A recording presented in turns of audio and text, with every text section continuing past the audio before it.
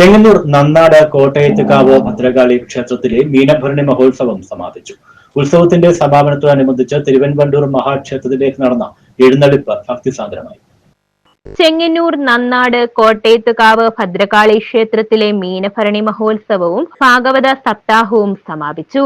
ഉത്സവത്തിനോടനുബന്ധിച്ച് അഖണ്ഡനാമജപം, നാരായണീയ പാരായണം, കൈകൊട്ടിക്കളി, തിരുവാതിര, സോപാന സംഗീതം, പൊങ്കാല സമർപ്പണം, കുങ്കുമാഭിഷേകം, സമൂഹ സദ്യ, അനുഷ്ഠാന കലകളായ മുടിയേറ്റ്, ഭഗവതി തെയ്യം എന്നിവയും നടന്നു.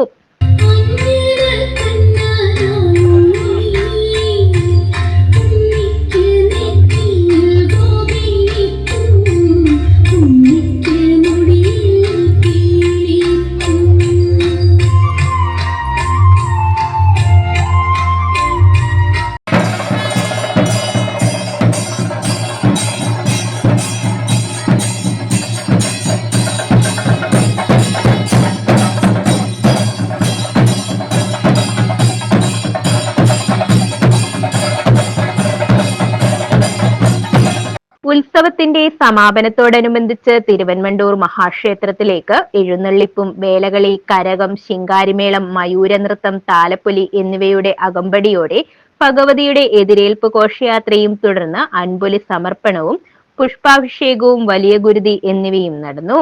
News bureau, Chengannur.